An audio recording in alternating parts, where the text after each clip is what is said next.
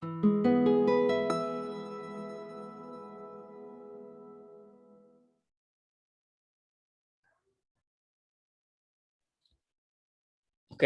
Assalamualaikum warahmatullahi wabarakatuh. Salam sejahtera untuk kita semua. Semoga semuanya dalam keadaan yang sehat selalu ya. Selamat datang kepada rekan-rekan di program webinar Talk Digital hari ini, di mana seperti biasa, kita akan kembali membahas mengenai sebuah isu spesifik yang dihadapi di dalam bidang digital marketing. Nama saya Farhan Iqbal. Di sini saya akan memandu acara ini dari acara ini dimulai hingga nanti selesai. Di sesi kali ini, kita akan membahas sesuatu yang mungkin cukup spesifik nih, kalau dalam artian tidak akan relevan untuk semua bentuk bisnis, yaitu strategi optimasi konversi dari sebuah e-commerce. E-commerce sendiri bisa dianggap sebagai sesuatu yang sangat spesifik di dalam dunia digital marketing, karena secara sederhana, hampir seluruh proses bisnis yang berkaitan dengan transaksi dilakukan di dalam sebuah website ataupun aplikasi. Saat berbicara tentang e-commerce nih, biasanya kita ngomongin juga soal konversi di dalam e-commerce tersebut. Gitu. Dan biasanya pembahasannya makin lebar lagi sampai ke pertumbuhan bisnis atau growth bisnis itu sendiri. Gitu. Nah, tapi sebelum kita masuk ke pembahasan yang lebih jauh nih tentang growth, gitu, ada satu tahap yang mungkin sering dipandang sebelah mata oleh pelaku-pelaku e-commerce, yaitu mengidentifikasi gap dari konversi yang memang benar-benar terjadi di dalam sebuah e-commerce gitu. Biasanya nih kalau misalnya ada gap, cukup ditahu aja gitu, oh ternyata traffic ke konversi itu kecil nih gitu, biasanya belum ada pembahasan lanjutan. Nah, di materi kali ini kita akan lebih fokus ke bagaimana kita dapat mengidentifikasi gap-gap yang tadi tuh, sehingga nantinya mungkin bisa lebih menemukan strategi yang lebih tepat sasaran. Gitu. Sebelum masuk ke sesi materi ini, saya ingin memperkenalkan dulu pembicara kita di kesempatan ini. Pembicara kita hari ini adalah Arvinda Tripradopo. Beliau merupakan direktur dari Skytree Digital. FYI untuk rekan-rekan, Skytree Digital sendiri merupakan sebuah penyedia layanan digital marketing yang telah membantu berbagai e-commerce dan industri lain dalam memanfaatkan digital marketing untuk pertumbuhan bisnis. Halo Mas Arvi. Halo, selamat malam Farhan, apa kabar? Baik Mas Arvi. Oke, thank you Mas Arfi perkenalannya. Nah, sedikit konteks nih untuk rekan-rekan.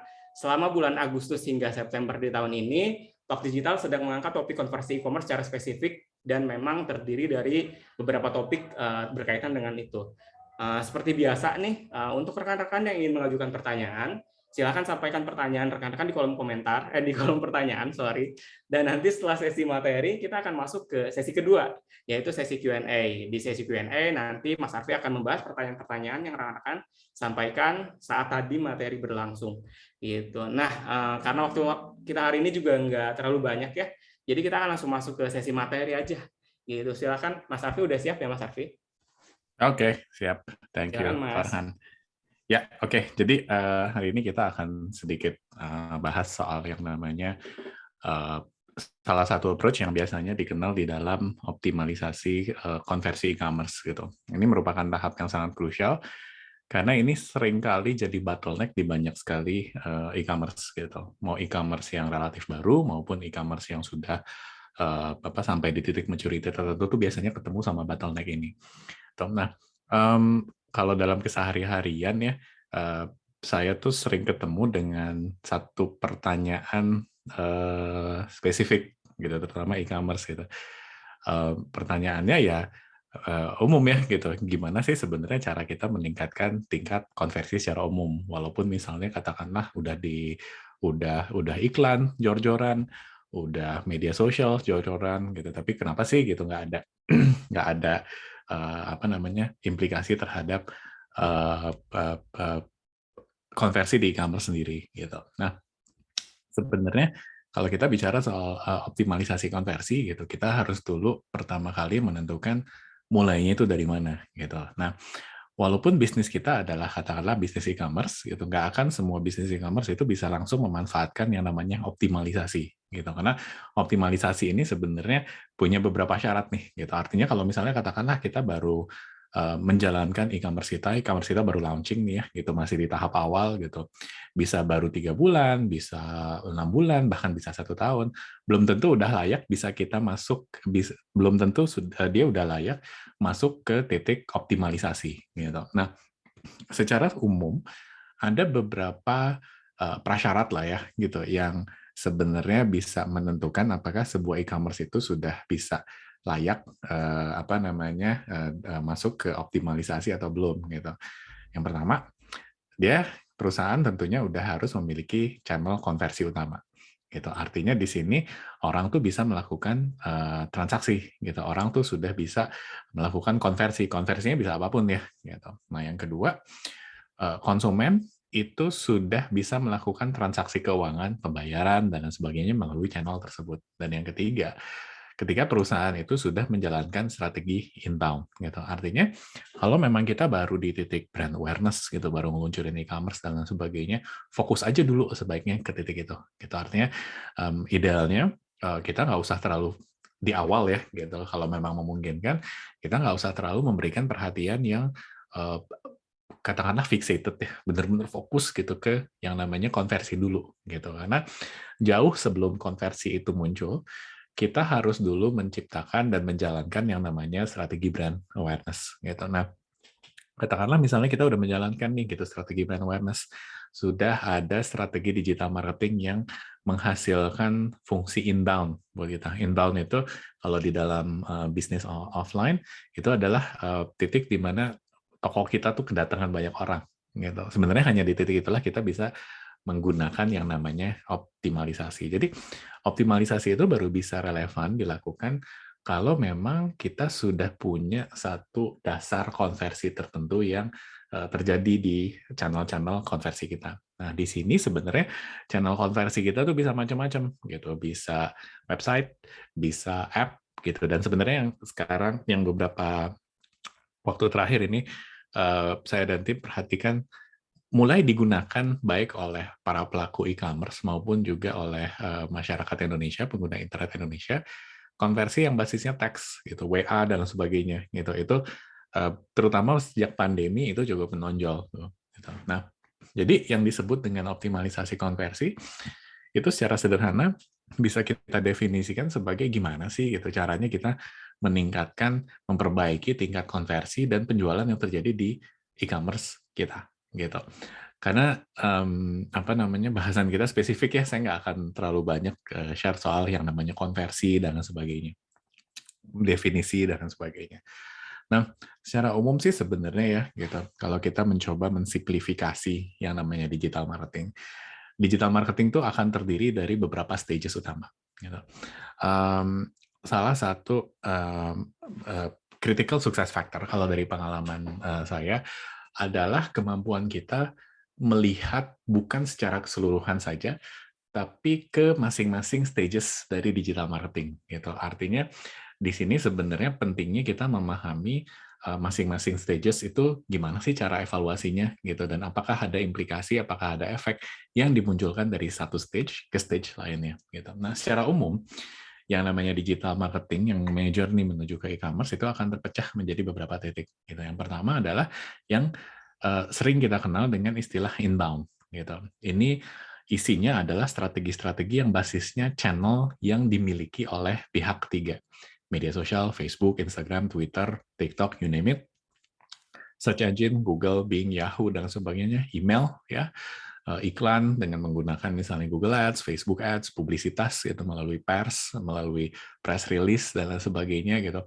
Itu semua masuk ke dalam area yang dikenal dengan inbound marketing gitu. Di sini kita harus sadar bahwa inbound marketing itu goal-nya adalah semua yang terjadi di masing-masing channel tersebut gitu. Nah, hasil dari inbound marketing itu biasanya namanya kan inbound ya gitu, masuk gitu. Itu biasanya bisa langsung dihubungkan dengan yang namanya channel konversi gitu. Ini sekali lagi dalam konteks e-commerce ya gitu. Jadi kita nggak akan bicara dalam konteks misalnya credibility building dan sebagainya gitu. Di dalam fungsi kalau misalnya kita menjalankan strategi digital marketing, salah satu fungsi utama yang dijalankan oleh masing-masing channel ini adalah mendorong orang untuk masuk ke channel konversi kita gitu. Channel konversi kita itu bisa WhatsApp, bisa website, bisa app gitu. Cuman kelebihan utama dari penggunaan website dan app itu adalah analytics-nya yang mendalam. Artinya kita bisa tahu dengan cukup spesifik dan cukup dalam apa yang terjadi di dalam masing-masing platform tersebut. Dan sebenarnya ini yang menjadi kekuatan utama dari digital marketing nih, gitu. Kasarnya gini, sayang banget ya kalau kita menjalankan digital marketing, tapi kita fixated tuh ke semua hal yang terjadi di sini doang, gitu. Media sosial, search engine, dan sebagainya, tanpa kita melihat apa yang terjadi di channel kita. Nah, ketika orang sudah masuk ke yang namanya channel konversi utama kita, ibaratnya tuh ini sama dengan ketika ada orang yang sudah masuk ke toko kita. Kalau kita masuk ke toko gitu, ke mall dan lain sebagainya, bukan serta-merta artinya kita akan melakukan pembelian kan. Nah, hal yang sama juga sebenarnya terjadi di yang namanya e-commerce gitu. Kalau ada traffic yang masuk ke website kita, bukan berarti kita harus langsung berasumsi bahwa pengunjung website tadi itu bakal melakukan pembelian. Karena dalam prosesnya sebenarnya ada beberapa stages, ada beberapa tahapan yang dilewati oleh pengguna website kita sampai dengan dia akhirnya melakukan yang namanya konversi gitu.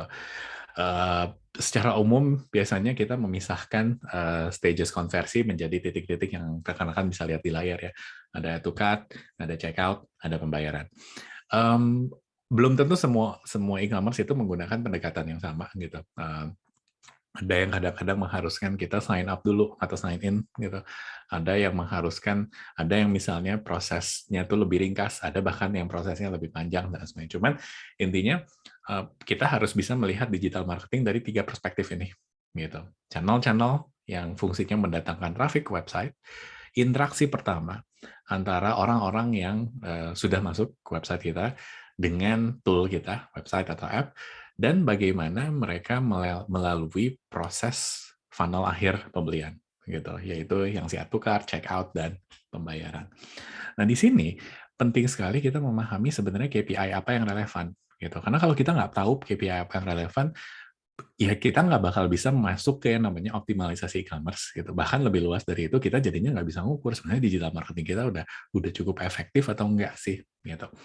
Di sini KPI-nya kita harus bisa lihat dengan spesifik. Contohnya misalnya kalau kita lagi ngejalanin media sosial, gimana caranya efektivitas media sosial itu bisa diukur? Biasanya efektivitas media sosial itu diukur dengan KPI-KPI yang memang nempel sama media sosial tadi. Gitu. Contohnya misalnya yang rekan-rekan rasanya paling udah familiar ya, like, jadi follower, repost, retweet kalau di Twitter, gitu, komen dan lain sebagainya. Itu menunjukkan bahwa konten kita itu menarik, gitu. Kalau ternyata channel-channel kita itu dihubungkan dengan website, kita juga bisa melihat berapa banyak orang yang datang ke website kita atau ke app kita dari channel-channel yang tadi. Gitu. Media sosial tadi ya, gitu, ada KPI yang basisnya engagement dan lain sebagainya. Iklan itu biasanya kenal dengan KPI yang namanya impression, berapa kali iklan kita dilihat. Reach, ada berapa device, berapa orang yang terekspos gitu dengan iklan kita, dan juga CTR gitu, click through ratio gitu. Dari 100% orang yang melihat iklan kita, berapa banyak sih orang yang klik dan ngeklik si iklan kita tersebut. Nah, ketika traffic udah pindah nih ke yang namanya website, app, dan sebagainya, KPI-nya tentu ganti. KPI-nya ini biasanya pertama yang dikenal dengan first visit metric. Gitu. First visit metric ini sebenarnya melihat kualitas dari traffic yang datang ketika pertama kali berinteraksi dengan website kita. Nah, di sini rekan-rekan kalau misalnya mau mulai optimalisasi e-commerce, sebenarnya bisa mulai dari titik ini nih. Lihat dulu, jauh sebelum kita fokus ke pembayaran, lihat dulu gitu, tingkat bounce kita tuh kayak gimana sih gitu. Ini tentunya kita harus menggunakan tool analytics yang nggak akan kita bahas di dalam pertemuan ini ya gitu. Cuman kita bisa ngelihat tingkat bounce. Bounce itu adalah berapa banyak orang yang masuk ke website kita terus bounce back. Bounce back itu artinya dia memutuskan untuk pindah dari website kita hanya ketika dia baru membuka satu halaman. Gitu, itu yang namanya bounce. Gitu. Bounce rate itu semakin rendah, semakin bagus. Ada yang namanya durasi. Berapa lama sih orang ngabisin waktu di website kita, gitu, di app kita. Kalau dia ngabisin waktu, ternyata sebagian besar orang ngabisin waktu ternyata misalnya katakanlah cuman 10 detik, ya kita simulasikan aja gitu. Di dalam 10 detik ketika kita ngebuka website kita atau app kita, apa sih informasi yang bisa didapatkan? Gitu. Di sini durasi itu akan sangat menentukan kualitas traffic secara keseluruhan. Ada juga jumlah halaman yang dibuka, gitu. Sama dengan kalau misalnya kita lagi masuk ke sebuah situs, terus situs e-commerce misalnya marketplace, Jarang banget kan gitu, kita cuma buka satu halaman. Kalau memang kita menunjukkan ketertarikan, biasanya ketertarikan itu bisa terlihat dari kita ngebuka banyak halaman gitu. Dari produk A, kemudian pindah ke produk B, pindah ke review produk A lagi, pindah ke seller A, B, C, dan sebagainya. Nah, itu semua adalah KPI yang dikenal dengan first visit metric. Dia intinya melihat kualitas dari channel-channel yang digunakan sebagai inbound marketing gitu. Jadi kalau pengen misalnya kita mengevaluasi sosial media dengan lebih kritis, lihat aja gitu traffic dari sosial media yang masuk ke website itu kualitasnya kayak gimana gitu. Jangan pernah langsung menghubungkan sosial media sama sales, karena itu prosesnya jauh banget. Gitu kurang lebih gitu. KPI lain yang dikenal di dalam channel konversi itu tentunya adalah kualitas kunjungan per sumber traffic gitu. Jadi nantinya kita bisa breakdown gitu. Sebenarnya channel-channel apa sih yang paling powerful gitu. Apakah misalnya email, apakah iklan, apakah media sosial dan lain sebagainya. Kalau iklan apa? Gitu. Dengan menggunakan tool-tool kayak misalnya Google Analytics dan sebagainya, kita bisa mendapatkan gambaran yang sebenarnya sangat komprehensif nih gitu. Soal mana channel yang memang kualitas trafficnya lebih bagus gitu. Nah, cuman kadang-kadang informasi ini tidak di eh, tidak diindahkan oleh banyak sekali orang gitu. Jadi kadang-kadang kan rasanya kita semua sadar ya gitu. Banyak sekali orang yang melihat karena hype social media itu gede gitu, karena kita adalah masyarakat yang seluruh dunia udah sangat mengadopsi yang namanya social media. Kadang-kadang tuh value social media tuh kadang suka terlalu dibesar-besarkan gitu. Artinya kalau misalnya kita punya website gitu, terus ternyata website traffic yang datang dari media sosial itu terus-terusan nggak bagus gitu. Kadang-kadang banyak sekali pelaku e-commerce yang tetap fixated gitu. Gimana nih caranya supaya medsosnya bisa lebih ini, medsosnya lebih itu, dan sebagainya. Walaupun data analytics itu menyatakan hal yang lain. Nah, kenapa kita mesti di sini kan sebenarnya approach-nya jadinya kita mesti milih ya. Kita mau milih approach yang basisnya analytics atau approach yang basisnya tren umum gitu. Kalau memang kita orientasinya ke pertumbuhan, ke growth, dan lain sebagainya, saya akan menyarankan kita melihat ke approach yang basisnya analytics gitu. Karena yang namanya growth metrics, growth hacking, semua pendekatan growth, semua e-commerce yang bisa meningkatkan sales-nya secara signifikan, itu perbedaannya dengan e-commerce lainnya cuma satu sebenarnya. Mereka bisa memanfaatkan yang namanya data. Dan itu yang bakal membedakan digital marketing yang tepat dengan marketing yang menggunakan media digital. Karena itu buat saya menurut saya dua hal yang beda gitu. Digital marketing yang tepat itu mau nggak mau harus melihat data gitu. Nggak bisa kita misalnya pakai perasaan dan sebagainya untuk melihat apakah sebuah strategi efektif atau enggak.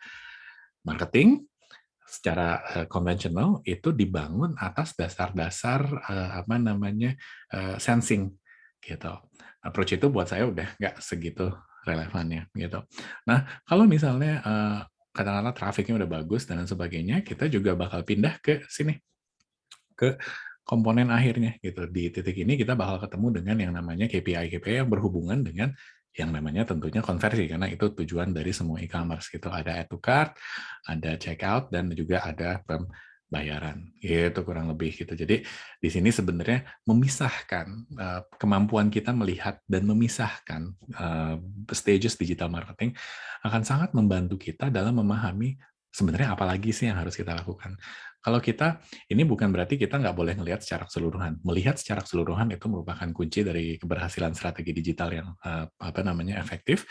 Cuman pada saat yang bersamaan kita juga harus bisa memahami bahwa digital marketing itu pasti terdiri dari beberapa stages tertentu gitu, dan semua stages tersebut itu harus bisa melewati pengukuran tertentu. Tuh, jadi sekedar sharing aja ya gitu. Saya sering ketemu dengan orang yang kadang-kadang melakukan kesalahan dalam hal melihat apa yang disebut optimalisasi konversi gitu. Kalau menurut saya pribadi dan framework yang digunakan di tim kami, optimalisasi konversi itu adalah proses yang dilakukan di titik ini.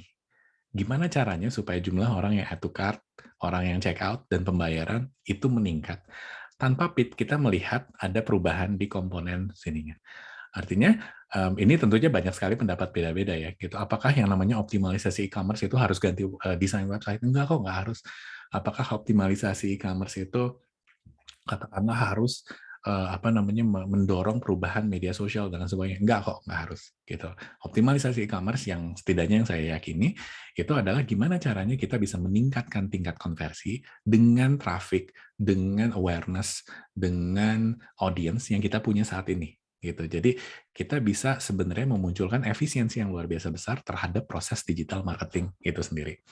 Salah satu kesalahan yang saya sering lihat itu terjadi di pasar, di industri itu adalah kita banyak sekali orang yang langsung mengkaitkan antara semua yang terjadi di di channel inbound langsung ke sini gitu. Padahal sebenarnya secara analytics, walaupun ini bisa diukur, tapi pengukurannya tuh luar biasa panjang gitu. Artinya, apalagi kalau misalnya ini kita baru punya e-commerce yang umurnya masih relatif muda ya, melihat proses konversi secara simplistik dan hanya melihat ujung dan ujung, hulu dan hilir, itu kadang-kadang bisa membuat kita tersesat dan jadinya fixated terhadap pemahaman yang salah soal apa yang terjadi di channel konversi kita gitu. Dan itu yang kadang-kadang membuat growth-nya jadinya stagnan. Stagnannya bukan gara-gara potensinya nggak ada, stagnannya karena dibuat sendiri gitu. Karena ngelihat kalau gue pengen misalnya pembayarannya makin bagus, jumlah pembayarannya makin bagus, berarti medsosnya ini harus dibagusin. Berarti emailnya ini harus dibagusin dan semuanya. Again, tugas dari medsos, email itu adalah memindahkan traffic orang-orang yang tertarik dan serius pindah ke sini. Gitu. Begitu orang udah masuk ke sini, tugas lainnya itu tugas mendorong supaya orang yang tertarik itu melakukan add to cart, check out dan sebagainya itu udah pindah tangan gitu kasarnya kurang lebih gitu. Nah, jadi di sini sebenarnya saya akan cerita sedikit ya gitu soal ilustrasi umum gitu yang terjadi di e-commerce itu sendiri gitu. Ini ceritanya buat rekan-rekan yang udah beberapa kali ikut webinarnya Talk Digital gitu, ini adalah contoh fiktif yang biasanya kami selalu pakai gitu. Ini contohnya ada sebuah platform e-commerce fiktif yang namanya Hias Rumah yang memang menawarkan produk-produk furnitur rumah gitu. Saya akan menggunakan contoh ini sampai dengan akhir pembahasan nanti gitu. Nah, yang disebut dengan stages-stagesnya tentu beda gitu. Cuman biasanya kita bakal ketemu dengan yang pertama kali namanya first visit metric yang tadi saya jelasin gitu. Jadi ini adalah titik di mana orang masuk ke website kita terus ngeliat-liat gitu, ngeliat-liat dan akhirnya memutuskan apakah bukan produk kita siap kita bakal beli atau enggak produk sebuah toko, tapi apakah kita akan terus berkunjung di toko itu atau enggak gitu. Jadi di sini first visit metric itu sama sekali belum melihat potensi e-commerce gitu. Ibaratnya ini sama juga dengan yang ada di kalau misalnya terjadi di toko nih gitu, di toko offline ya gitu. Jadi kalau misalnya kita masuk ke toko gitu, first impression kan akan menentukan kan. First impression itu akan menentukan apakah kita akan terus browsing dan sebagainya gitu.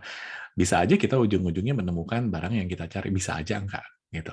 Cuman itu biasanya dikenal dengan yang first visit atau kalau di dalam kesehari-harian itu dikenal dengan istilah first impression-nya.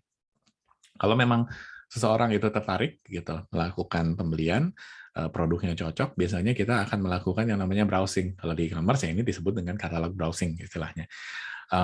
Intinya kita melihat produk-produk yang ditawarkan oleh si e-commerce tersebut. Di sini keputusan yang kita ambil itu belum, wah kita mau beli nih, sama sekali belum di sana gitu. Di sini keputusan yang kita ambil biasanya adalah sebatas, wah produknya cocok nih sama yang saya cari, produknya nggak cocok nih, wah produknya murah-murah nih dan sebagainya. Gitu. Kalau memang ternyata produknya menarik, harganya cocok dan sebagainya, kita biasanya masuk ke dalam halaman produk tersebut, melihat spesifikasi dan sebagainya. Dan kalau kita memutuskan bahwa produk tersebut layak dibeli, kita biasanya melewati proses lainnya. Nah, di sini saya ngambil contoh ya gitu, yang first visit matrix gitu, katakanlah di si Hias Rumah itu ada 10.000 pengunjung nih setiap bulannya. Ini buat apa nanti disimpan dulu gitu, cuman nyambung ke penjelasan saya berikutnya gitu. Ceritanya ada 10.000 pengunjung yang masuk, tapi ini belum bisa menunjukkan potensi pembelian. Orang yang melakukan katalog browsing itu adalah orang-orang yang memang tertarik dengan produknya gitu, dan di sini ceritanya ada 9.000 orang gitu. Jadi 9.000 orang ini adalah orang-orang yang begitu masuk website-nya gitu, mereka memutuskan bahwa oh kayaknya saya mau buka halaman lain deh gitu kurang lebih. Ini ceritanya ada 9.000. Dari 10.000 ingat yang masuk ke toko, ke website, ke app kita, tinggal 9.000 yang masuk ke halaman produk kita. Proses selanjutnya itu adalah kalau misalnya kita tertarik, kita akan melakukan yang namanya add to cart, yaitu proses di mana kita memasukkan barang kita yang kita suka ke keranjang belanja. Ini sama aja dengan kalau misalnya kita ke supermarket.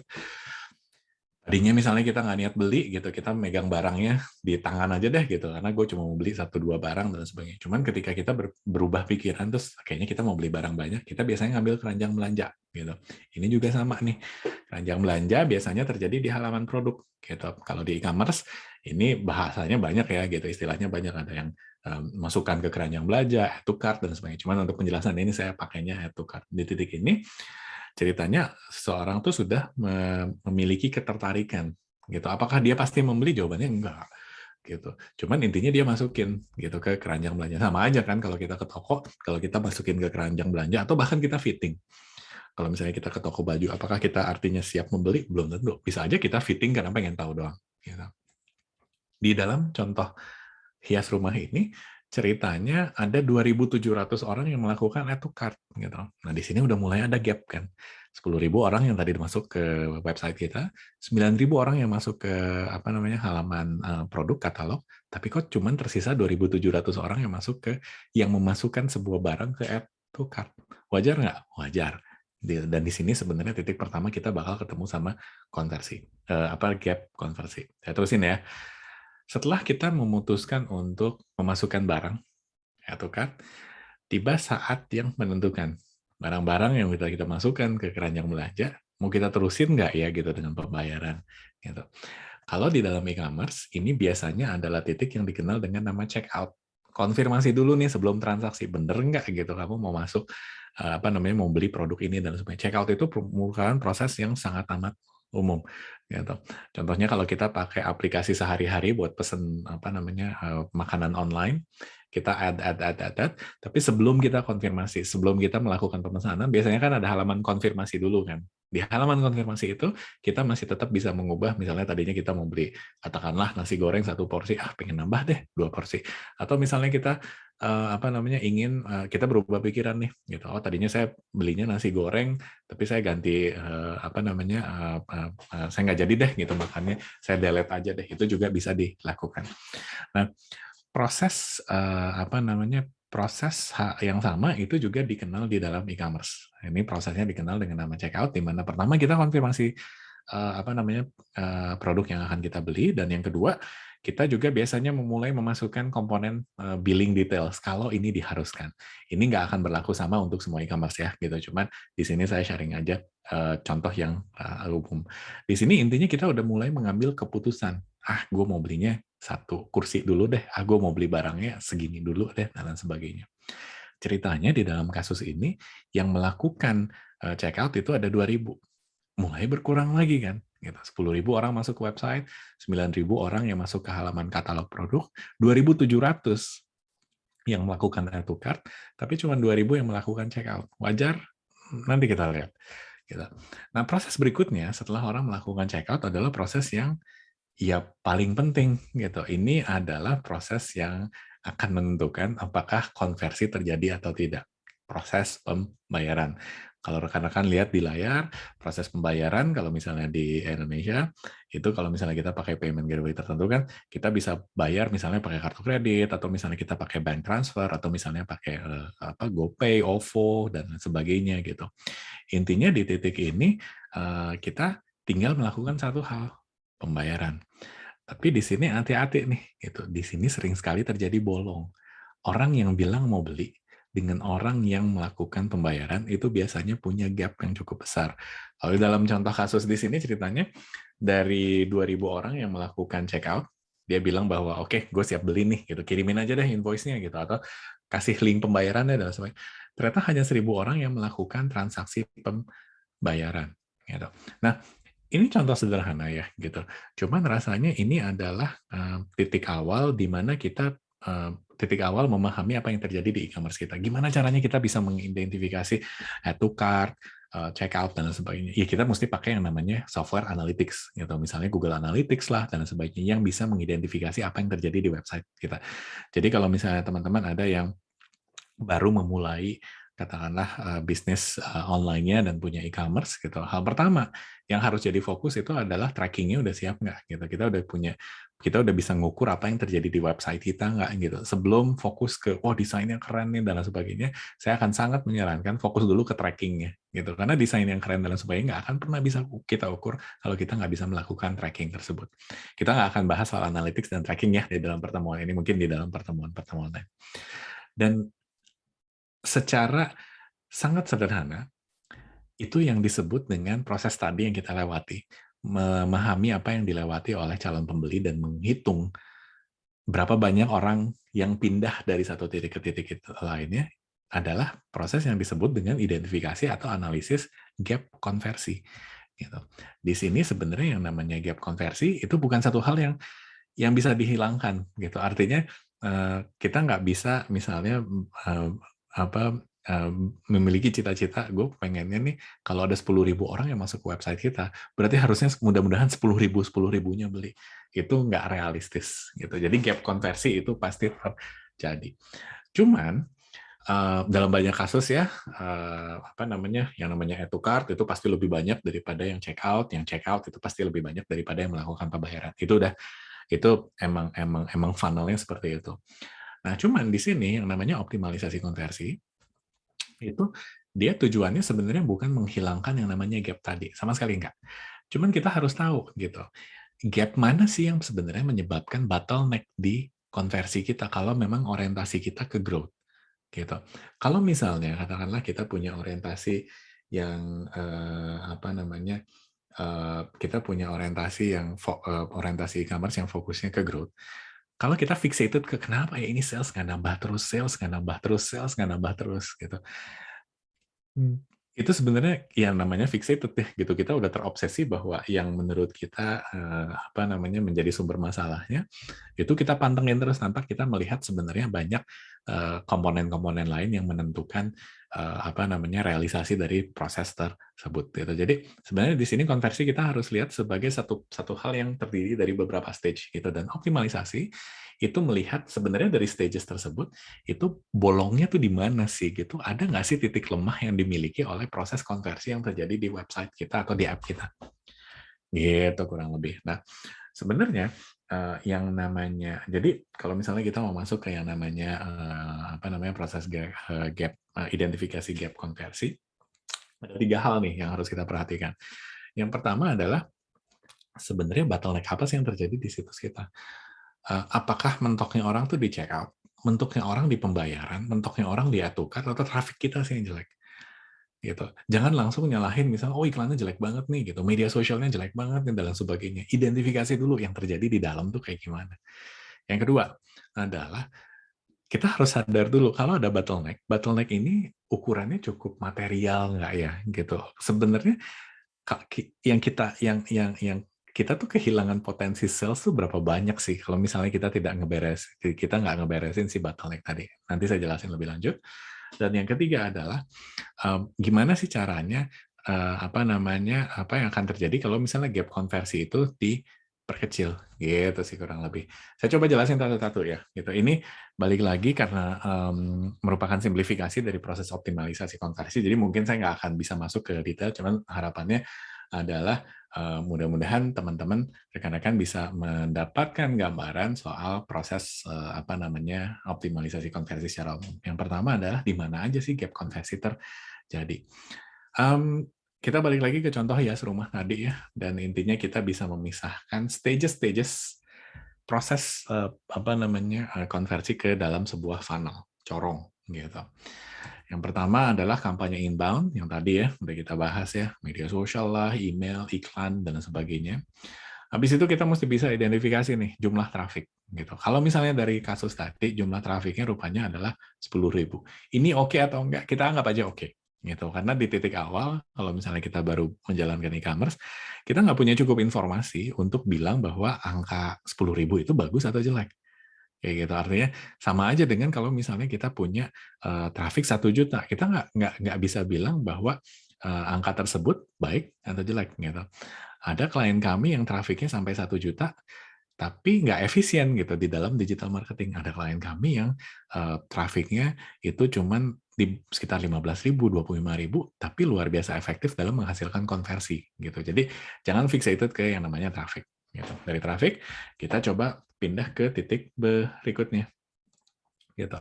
Jumlah traffic yang basisnya non bounce gitu, katakanlah misalnya di sini 9.000 nih gitu. 9.000 ini adalah 90% dari total traffic yang ada. Bagus nggak? Ini bagus banget gitu. Jadi ini nggak ada masalah ya. Yang ketiga, kita identifikasi berapa banyak orang yang add to cart. Nah, di sini mulai masalah gitu, karena kita lihat tadi ya, ternyata yang add to cart itu 2.700 gitu, atau 30% dari total orang yang masuk ke halaman katalog produk tadi. Di sini sebenarnya kita udah mulai lihat nih, gitu. Ini jelek. Dari mana kita bisa menyatakan jelek? Nanti saya jelasin ya. Terus habis itu kita lihat lagi jumlah checkout. Jumlah checkout-nya rupanya 2.000, atau 2.000 itu adalah 75% dari 2.700 orang yang masuk. Ini bagus nggak? Ini sebenarnya bagus. Terus dari sana, dari proses checkout, kita juga identifikasi nih, gitu. Berapa banyak orang yang melakukan pembayaran. Rupanya yang melakukan pembayaran itu cuma 1.000. Anggaplah kita sebut ini jelek. Nah, secara sederhana, kita bisa lihat bahwa angkanya ini kepecah jadi 2. Gitu. Ada angka-angka yang 50% atau lebih rendah. Gitu. Ada angka-angka yang memang di atas 50%. Gitu. Di sini secara sangat sederhana, jadinya kita bisa identifikasi gap konversi kita. Gap konversi kita itu sebenarnya akan terjadi di 2 titik. Nah, ini untuk ilustrasi berikutnya. Katakanlah misalnya nilai transaksi kita adalah 500.000. Berarti sales kita, kalau misalnya katakanlah ada 1.000 transaksi yang terjadi, berarti jumlah sales kita, revenue kotor kita, itu adalah 500 juta. Nah, tugas kita adalah dengan traffic yang ada sekarang, bisa nggak sih kita ningkatin sales? Gitu. Dengan optimalisasi konversi, itu bisa dilakukan. Tapi balik lagi, kita harus identifikasi dulu yang namanya gap konversi. Gap konversi 1 itu terjadi di titik ujung, jumlah orang yang melakukan pembayaran dengan jumlah orang yang melakukan checkout dengan jumlah orang yang melakukan pembayaran. Dan yang kedua, itu ada titik di mana jumlah orang yang masuk ke katalog produk yang akhirnya melakukan add to cart. Gitu. Jadi gap pertama ini tuh terjadinya di sini nih, gitu. Ketika orang sudah masuk ke checkout, udah capek-capek nih ngisi dan lain sebagainya, kenapa ya gitu orang akhirnya memutuskan untuk katakanlah tidak melakukan pembelian, gitu. Dan ini tuh bisa disebabkan oleh luar biasa banyak hal, gitu. Bisa masalah teknis, bisa masalah berubah pikiran, dan banyak lah, gitu. Nah, gap kedua itu terjadi karena misalnya orang yang melakukan browsing di katalog dan pindah ke halaman add to cart gitu, itu jumlahnya nggak bagus gitu. Ya gap-nya udah jelas gitu. Kenapa sih mayoritas pengunjung website yang udah buka katalog itu ujung-ujungnya tidak melakukan add to cart? Ini juga penyebabnya banyak sekali. Bisa produknya nggak menarik, bisa produknya nggak cocok sama yang kita cari, bisa sesederhana tombol add to cart-nya itu kurang jelas. Bisa saya nggak percaya terhadap si website itu dan semuanya. Tapi intinya di titik ini kita udah bisa identifikasi nih. Again, di titik ini kita baru bisa identifikasi kalau kita menggunakan tool analitik yang tepat. Gitu. Nah, tahap yang kedua, nah ini biasanya yang suka kelewatin. Gitu. Sebenarnya berapa sih potensi konversi yang kita punya? Gitu. Ini biasanya berhubungan dengan validasi. Artinya sebenarnya dengan asumsi seluruh funnel kita ideal, gitu, berapa sih tingkat sales yang bisa kita kejar, gitu. Katakanlah misalnya gini, di gap konversi 1, checkout pembayaran, kita punya ngitung apa ya yang akan terjadi kalau semua orang yang checkout itu akhirnya menyelesaikan transaksi. Jadi dari 2.000 orang yang melakukan checkout, 2.000 orang melakukan transaksi atau pembayaran. Dan di sini sebenarnya kita udah bisa ngitung potensi yang hilang, gitu. Jadi kasarnya di titik ini ya, kalau sekarang yang terjadi kan ada 2.000, kemudian pindah ke 1.000 gitu. Cuman sebenarnya kita bisa hitung lebih lanjut gitu. Jadi kalau misalnya saat ini ada 1.000 orang yang menyelesaikan checkout, jika checkout-nya itu meningkat 100%, berarti ada 2.000 transaksi yang akan kita dapatkan. Ini harus bisa kita pindahkan dan memang bisa dipindahkan ke nilai monetary, nilai uang. Jadi di sini sebenarnya kita bisa hitung, kalau misalnya kita menyelesaikan masalah checkout, dan jumlah orang yang checkout itu 100% melakukan pembayaran, berarti sales kita itu bisa naik 100% dari 500 juta menjadi 1 miliar, tanpa kita menambah budget iklan, tanpa kita mengubah misalnya strategi media sosial, dan lain sebagainya. Gitu. Dari sini biasanya kalau dari pengalaman saya ya gitu, kalau apa namanya pelaku bisnis e-commerce itu bakal, waduh ternyata banyak juga ya gitu potensi yang kita lewatkan begitu saja dan sebagainya. Gitu kurang lebih gitu. Nah, hal yang sama juga bisa kita lakukan untuk gap konversi berikutnya gitu. Jadi misalnya dari traffic non bounce ke add to cart gitu. Tapi kalau di sini kita nggak seagresif tadi deh gitu. Kita nggak hayal misalnya apa yang terjadi kalau misalnya jumlah add to cart itu yang tadinya 30% dari traffic non-bounce itu menjadi 50%. Naiknya nggak sedrastis yang tadi. Gitu. Yang tadinya trafficnya 9.000 non-bounce ke halaman produk, tadinya itu yang add to cart 2.000, itu kita naikin jadi 3.375. Gitu. Dan di sini sebenarnya udah bisa mulai kelihatan nih, gitu. Kalau misalnya naik, gitu, apa namanya jumlah tersebut, sebenarnya kita bakal bisa melihat ada potensi peningkatan sales, apa namanya yang lebih besar lagi, gitu. Dan ini sebenarnya berlaku di semua stages, gitu. Jangan berpikir bahwa katakanlah misalnya ketika kita udah memperbaiki e-commerce kita dan sebagainya, forever and ever, prosesnya akan lancar terus. It doesn't work that way kok, gitu. Gap itu akan selalu terjadi. Dan tugas kita sebagai apa namanya optimizer konversi itu adalah terus-terusan mengidentifikasi si gap tersebut, gitu. Karena gap itu terjadinya bisa karena luar biasa banyak hal, tren eksternal, perubahan efektivitas algoritma iklan dan sebagainya, promosi yang kita lakukan dan sebagainya. Terlalu banyak faktor-faktor yang menentukan gap tersebut, gitu. Nah, yang terakhir adalah gimana nih caranya supaya gap konversi itu berkurang, gitu. Di sini kalau misalnya gap pertama kita jadikan fokus, itu kita bisa jadikan apa namanya hal-hal yang berhubungan dengan optimalisasi website dan email, gitu ya, sebagai apa namanya solusinya. Di dalam pertemuan hari ini saya nggak akan bahas sama sekali ya gitu soal apa yang disebut dengan A/B testing, multivariate testing, email konfirmasi checkout dan sebagainya. Cuman ini adalah approach-approach yang biasanya digunakan kalau kita ketemu dengan masalah ini. Jumlah orang yang checkout itu beda jauh dengan jumlah orang yang melakukan pembayaran. Gitu. Yang kedua, kalau misalnya kita ke gap konversi ini, di sini karena basisnya apa yang terjadi di website, gitu, biasanya kita akan melakukan yang namanya optimalisasi website, gitu, dengan A/B testing, atau yang namanya multivariate testing, ada yang namanya user survey, exit survey lah, overlays, personalization, behavioral targeting, dan sebagainya. Ini tentunya akan menggunakan yang namanya teknologi, dan teknologi itu mahal, gitu. Cuman kita harus membandingkan ini sebagai investment, gitu. Terlalu banyak e-commerce yang apa namanya fixated, nggak mau menyentuh komponen ini, gitu. Saya tuh nggak yakin, gitu, optimalisasi website bisa bekerja. Saya tuh pengennya exposure saya lebih gede dan sebagainya. Dan itu bukan pendapat yang aneh, gitu. Banyak orang yang berpikir kayak gitu. Bottleneck yang sering terjadi, jebakan yang sering muncul adalah mereka investasi gede-gedean terhadap hal-hal yang mungkin relatif nggak bisa diukur, gitu. Kampanye brandingnya digedein dan lain sebagainya. Tapi apa yang terjadi di channel konversi nggak diapa-apain, gitu. Dan itu biasanya bakal memunculkan bottleneck lainnya. Nah, buat rekan-rekan yang misalnya tertarik ya gitu, kalau optimalisasi website ini banyak sekali tool-tool yang digunakan, yang bisa digunakan ada dari mulai yang murah meriah, Addis, sampai ke yang tipikal kayak HubSpot, Salesforce, Adobe yang harganya bisa miliaran dan sebagainya. Ini semuanya punya fungsi masing-masing ya, tentunya ya sesuai dengan harganya ya. Yang murah itu biasanya nggak bisa punya customization yang macam-macam dan sebagainya. Kalau di email itu kita ketemu dengan banyak sekali tool-tool apa namanya Mailchimp lah, Sendinblue lah, gitu, Omnisend lah dan sebagainya berhubungan dengan bagaimana mengoptimalkan konversi di e-commerce gitu dengan menggunakan otomasi email tadi gitu.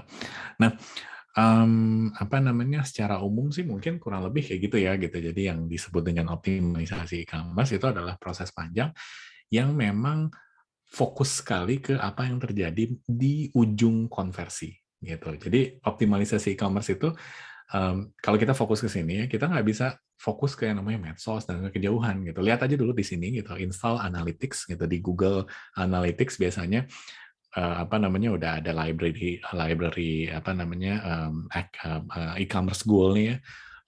Callback, kalau misalnya kita minta ditelepon balik sama si e-commerce dan lain sebagainya, masukin barang ke keranjang belanja, add to cart, dan seterusnya. Itu luar biasa banyak. Tapi ini juga sebenarnya bisa kita jadikan simulasi, gitu. Katakanlah dengan traffic yang kita punya sekarang, dengan budget digital marketing yang kita punya sekarang, berapa sih jumlah sales yang realistically kita bisa harapkan? Ini yang kadang-kadang suka apa namanya miss, gitu. Kadang-kadang kalau kita menjalankan si apa namanya katakanlah apa namanya menjalankan yang namanya proses tersebut, apa kita jadinya tidak melihat lagi ini secara spesifik gitu. Jadi kita nggak ngelihat lagi stages per stagesnya gitu. Jadi kita ngelihatnya, jadi ujung-ujungnya kita mengambil keputusan yang salah. Cuman sebenarnya kalau pendekatan ini digunakan, ini contohnya ya beberapa bulan lalu kami pernah mendapatkan, saat ini juga kami masih bantu, ada sebuah klien, dia yang salesnya di titik rata-rata tuh 900 sampai 1,5 miliaran setiap bulan, average-nya tuh segitu. Dia pengen mengalami growth, karena dia pernah ngalamin growth sampai berapa, kalau nggak salah dia pernah mengalami growth yang sifatnya exponential gitu. Growth exponential itu growth yang dia mengalami peningkatan sales itu bisa sampai 5-6 kali dalam satu periode waktu yang tetap tepat pendek. Cuman setelah itu growth-nya stagnan gitu. Mereka berusaha mencari solusi gimana ya caranya supaya kita bisa mengalami growth tadi gitu. Pilihannya macam-macam, naikin budget iklan sampai 4-5 kali lipat. Cara yang mahal tapi memang cepat gitu. Tapi ketika kita mencoba menelaah lebih dalam, sebenarnya peningkatan konversi e-commerce itu nggak boleh mengandalkan satu channel saja, misalnya iklan gitu. Mengidentifikasi apa namanya gap-gap tadi dan gimana caranya kita ngisi gap-gap tersebut itu luar biasa efektif gitu. Akhirnya setelah kita melakukan analisis lebih dalam, apa namanya, kita bisa menemukan cara, satu formulasi sederhana, di mana sales 900 juta sampai 1,5 M itu bisa meningkat jadi 4,9 M gitu per bulannya. Dengan syarat ada beberapa poin ya, ada investment di sini dan sebagainya gitu. Cuman dari sana langsung kelihatan gitu. Berarti selama ini yang kita lihat untuk growth itu salah ya, harusnya kita ngelihat ke dalam dan sebagainya gitu. Growth dari 900 juta menjadi 4,9 itu kan itu kan sangat besar sebenarnya. Cuman dengan pendekatan seperti ini saya simplifikasi ya gitu. Artinya tidak semudah itu sebenarnya proses ini dilakukan. Cuman pendekatan analisis seperti ini ujung-ujungnya bisa membantu kita untuk mendorong yang namanya growth exponential gitu. Itu yang sebenarnya melatar belakangi cerita-cerita sukses e-commerce gitu. Wah, si e-commerce A tuh dalam waktu cepat sales-nya segitu gede gitu. Si e-commerce B dalam waktu cepat e-commerce-nya segitu gedenya. Dari observasi saya pribadi, e-commerce yang suksesnya gede itu memang benar-benar sangat menggunakan pendekatan yang dikenal dengan growth hacking dan lain sebagainya, dan sangat mengandalkan yang namanya data analytics gitu. Melihat potensi growth, potensi konversi itu dari banyak sekali pintu masuk gitu, dan mencoba mengoptimalkan potensi-potensi yang sudah di depan mata gitu. Banyak juga e-commerce yang jadinya apa namanya terjebak gitu. Ya udah deh gitu, kita ganti campaign-nya gitu. Kita apa namanya bikin campaign yang lebih ramai lagi deh gitu. Harusnya kan kalau lebih banyak orang yang masuk ke website kita, sales-nya naik 2 kali lipat, ya udah aja kita datengin 2 orang lebih banyak. Itu pendapat yang sering jamak terjadi, tapi biasanya nggak efektif dalam menghasilkan si sales tersebut. Gitu kurang lebih. Mungkin dari saya segitu aja, Farhan. Gitu, thank you. Oke, Mas Arfi. Kalau tadi cukup banyak ya pembahasannya, tapi kalau yang aku lihat tuh kurang lebih ada 6 kesimpulan yang udah aku coba rekap nih gitu. Nah, kesimpulan yang pertama adalah optimalisasi konversi e-commerce hanya relevan dilakukan jika sebuah perusahaan telah menjalankan digital marketing dalam skala tertentu. Jadi memang tadi Mas Arfi juga sempat mention ya kayak yang kalau baru jangan dulu terlalu fokus ke sini nih, tapi kita coba validasi yang lain-lain dulu dan lain-lain gitu. Terus yang kedua ada proses ini secara khusus melihat potensi konversi yang dimiliki sebuah perusahaan dalam kondisi saat ini. Jadi memang current condition gitu. Terus yang ketiga, berbicara tentang tahap nih, tahapan awal optimalisasi adalah identifikasi dari bottleneck atau gap di seluruh tahapan konversi. Jadi tadi kita bicara banyak juga soal gimana caranya kita identify bottleneck tersebut gitu. Terus tahap kedua dari optimalisasi adalah perhitungan potensi konversi dari sebuah bottleneck atau gap tertentu. Gitu. Jadi setelah kita identifikasi, kita cari tahu nih sebenarnya potensi konversi yang terjadi, yang bisa diperoleh dari tiap-tiap gap tuh kayak gimana gitu. Terus dan untuk tahap ketiga nih, sebagai tahap ketiga optimalisasi dapat dilakukan dengan menentukan perbaikan terkait apa yang dilakukan di channel konversi utama. Jadi tadi ya, tiap gap pasti berbeda tuh inisiasi yang mungkin bisa dilakukan. Dan terakhir nih, kesimpulan terakhir adalah proses ini akan sangat mengandalkan penggabungan analytics dengan teknologi marketing lainnya. Karena tadi ya, kita harus tahu lebih dalam sebenarnya problem yang terjadi, yang benar-benar terjadi itu apa gitu. Jadi bukan hanya asumsi-asumsi atau intuisi gitu ya. Jadi memang kita harus dibantu oleh analytics dan teknologi marketing lain. Itu kurang lebih ya Mas Arfi ya. Iya, betul Farhan. Oke, got it. Nah, karena waktu juga udah mau habis nih sebenarnya gitu, tapi kita akan coba masuk ke sesi Q&A. Langsung aja ya Mas Arfi ya, kita coba bahas beberapa pertanyaan yang sudah masuk. Oke, nah ini pertanyaan pertama, ini cukup banyak nih Mas Arfi, jadi kurang lebih ada 3-4 pertanyaan nih yang ngomongin ini. Gitu. Jadi pertanyaannya adalah berapa persen sih minimal gap konversi yang masuk dalam kategori yang baik dalam setiap stage, kayak angka ideal dari tiap konversi stages tadi mungkin Mas. Gitu. Ada jawabannya nggak Mas? Oke, Farhan. Ini berarti per stages ya? Betul. Oke. Nggak akan, ini jawabannya agak susah ya gitu, karena kondisinya walaupun e-commerce-nya di industri yang sama gitu, katakanlah skala bisnisnya juga sama, tapi angkanya bisa beda gitu. Jadi kalau di sini saya biasanya akan melihat angka rata-rata gitu, dari satu titik ke titik lainnya itu sebenarnya rata-rata average-nya kita berapa sih gitu. Katakanlah misalnya gini, kalau misalnya rata-rata dari traffic terus pindah ke add to cart itu 50%, habis itu pindah ke 50%, habis itu pindah ternyata ada yang drop 20%, udah langsung kelihatan kan gap kita berapa. Kita fokus aja dulu ke sana. Kalau misalnya ternyata gap kita, ini kita pakai average aja gitu. Kalau misalnya ternyata kita consistently kecil gitu, katakanlah di across si funnel tersebut, misalnya kita 20%, itu stop optimalisasi konversi dulu. Itu artinya kita mesti ngeliat yang namanya first visit matrix-nya. Gitu. Orang yang masuk website itu serius nggak sih? Banyak nggak orang yang serius masuk website dengan ngelihat bounce dan sebagainya? Gitu. Tapi dari pengalaman saya sih, kalau misalnya bounce, durasi itu bagus gitu, misalnya bounce tuh bakal bagus banget kalau bounce-nya udah di bawah 15-20% itu udah bagus banget deh gitu. Jadi dari 100% orang yang masuk yang memutuskan untuk close itu 20%-an gitu. Ada cukup banyak klien kami yang mendekati kadang-kadang angka 0, itu bagus banget gitu hasilnya.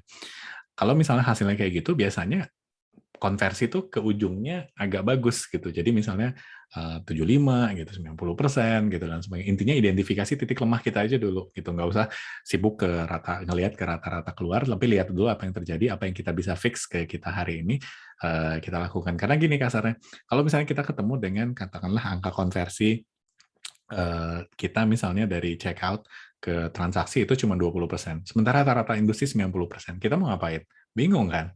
Gitu. Daripada kita ngelihat terus di titik ini, kalau misalnya kita mau fokus perbandingan eksternal, mending kita fokus gimana tuh 20% naik jadi 30, jadi 40, jadi 50 gitu. Fokusnya ke continuous improvement aja dulu. Gitu sih Farhan. Oke, got it. Cukup menjawab sih menurutku. Semoga menjawab pertanyaan dari rekan-rekan yang punya kegelisahan juga ya tadi. Itu karena lumayan banyak gitu yang nanya kayak gitu. Oke, untuk pertanyaan kedua nih, Mas Arfi. Sebentar, saya coba pilih dulu.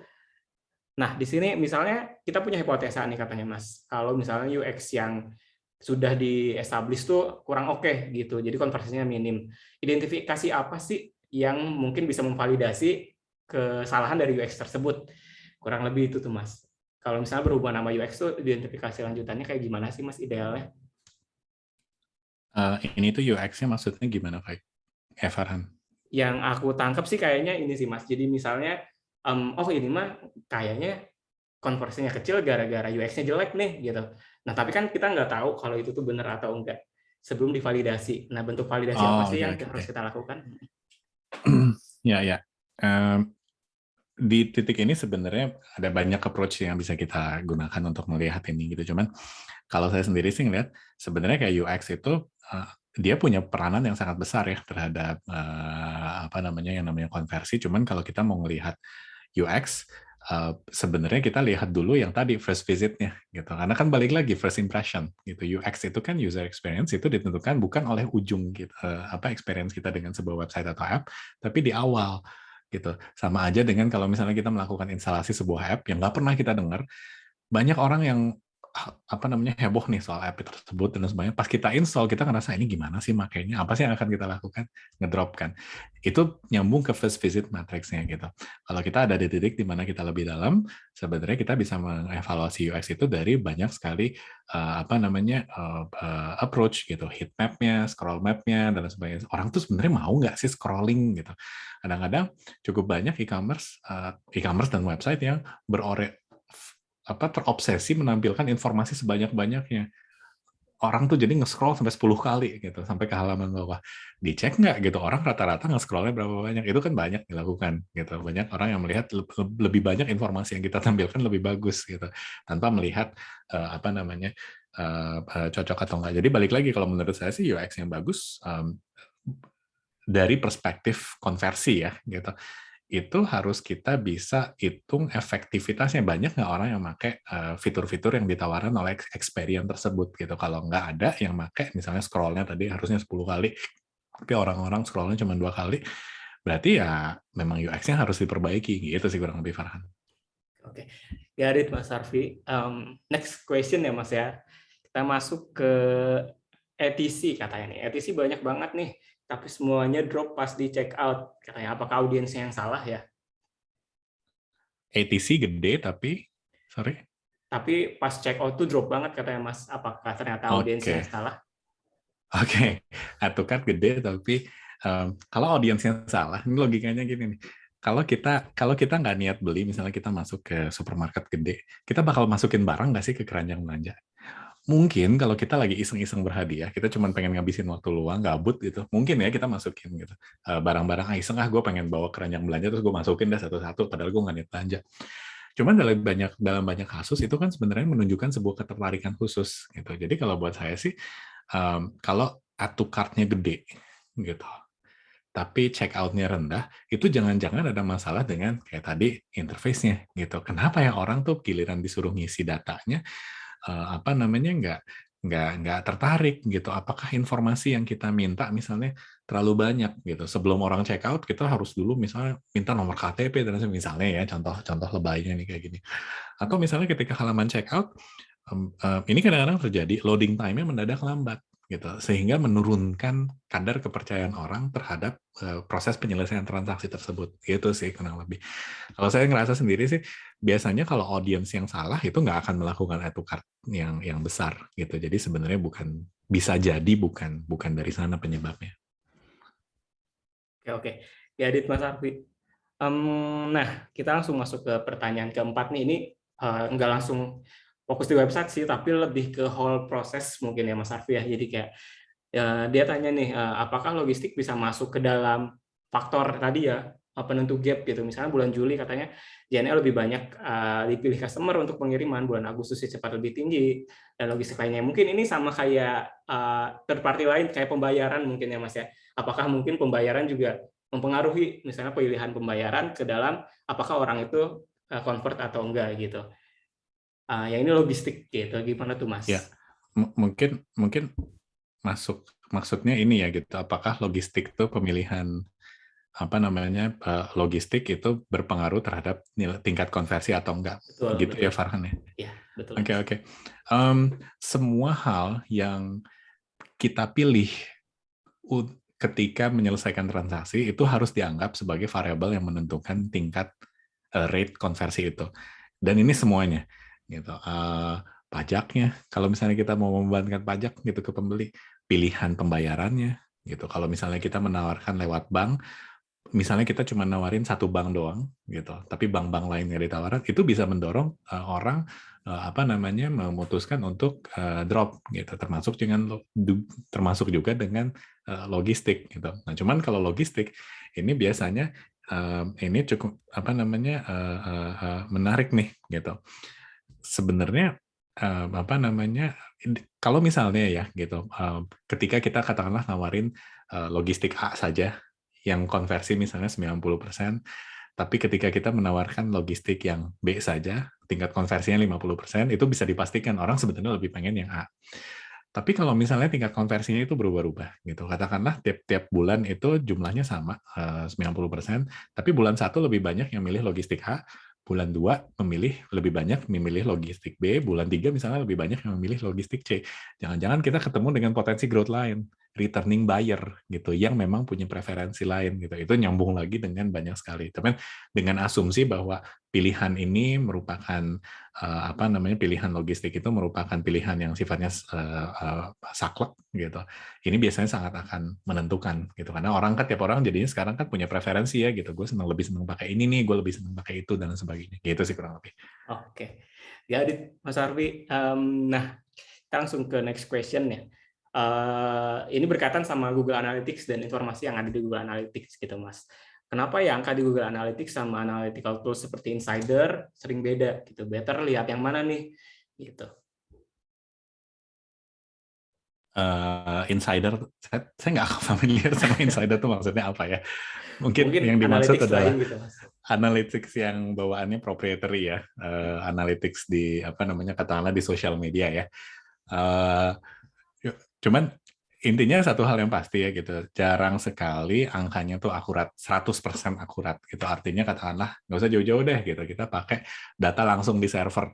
Kalau rekan-rekan misalnya punya website gitu, terus punya akses ke servernya, ada tool analytics, itu kelihatan tuh jumlah trafiknya. Kita pindah ke yang namanya Google Analytics, datanya biasanya akan beda sekali. Kita pindah ke yang namanya Facebook Insight, itu datanya bakal beda lagi gitu.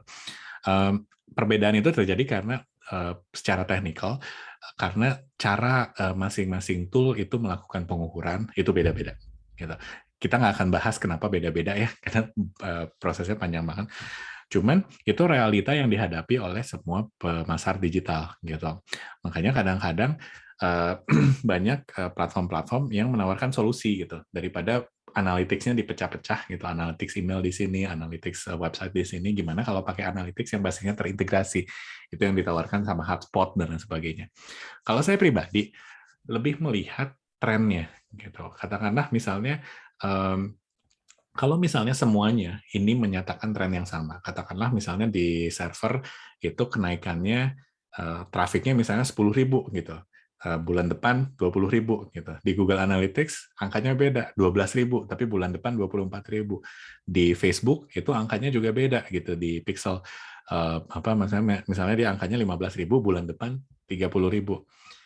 Kita bisa menghabiskan waktu berbulan-bulan untuk ngomong mana yang paling akurat. Cuman buat saya sebenarnya udah ada satu insight yang bisa diambil. Semuanya menyatakan ada peningkatan trafik 100%.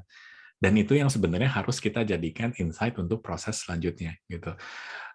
Jadi kalau misalnya itu terjadi, dan memang itu terjadi dimanapun ya dari zaman dahulu kala, kita pakai aja sebenarnya yang paling nyaman dan paling familiar dengan kebiasaan kita gitu untuk lihat. Tapi balik lagi, pastikan bahwa tren tersebut, penurunan, peningkatan, stagnansi itu terjadi di banyak sekali platform analytics yang kita pakai gitu sih kurang lebih.